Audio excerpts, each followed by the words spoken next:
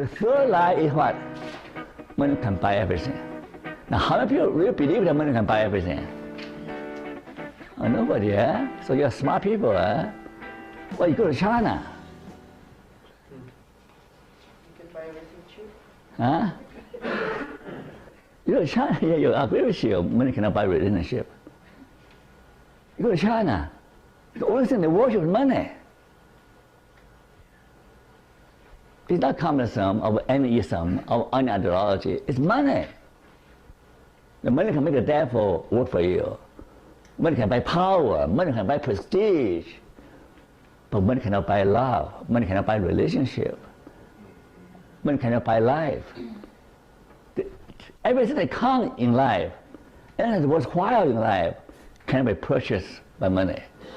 So if you're doing research, no, because I'm not a sociologist. You do research, you see, there's so many crimes, white-collar crimes, and drug-related crimes, they're all motivated by money. And last night I watched a Chinese movie in Hong Kong. The guy said he and brother even to die from robbing a bank. Okay, he said, if there's no money, life not worth living. What's the point of living without money? So they risk their lives to get illegal money, and both die. Both die. And it is very, very destructive when you just make money your primary purpose in life. Greed is, some people misquote the Bible. The Bible never says money is the root of evil. What the Bible says? The love of money. Yes, Matthew. The love of money, which means greed, right? The love and the greed. In Wall Street, they say greed is good. In Bay Street, greed is good. In China, they say greed is good. Yes. But it's greed that kills people. Right? Remember him? He is, a few years ago, WorldCom is a big corporation. He brought the whole company down. He defaulted a few $1 billion from the company. Remember this guy? Yes. Oh, yes. Do you know what is this scheme? This Ponzi. Ponzi. Do you know Ponzi scheme?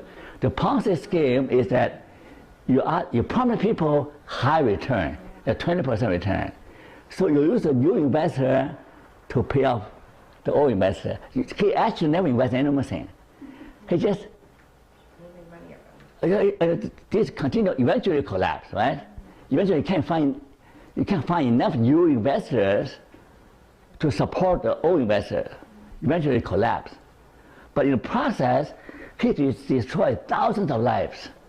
Yes. People lost their savings. People promise them, people greedy, see? You're greedy, you will get, if you're vulnerable to all the scams, right? If you're not greedy, you won't fall the scams, right? If you're not greedy, you fall through the scam. He destroyed so many families, and his son committed suicide. He ended up in jail. And the Chinese guy, our neighbor, he was charged. He had a Chinese Meetup. Chinese Meetup. He called himself Buffett. He called himself Warren Buffett, the Chinese Warren Buffett, and he ran for mayor. I forgot his name, just our neighbor. He came to see me, asked me to help him with a legal fight. But he was charged for doing exactly the same thing in the Ponzi scheme. Many Chinese people, greedy for more high return, fall into this scheme. So greed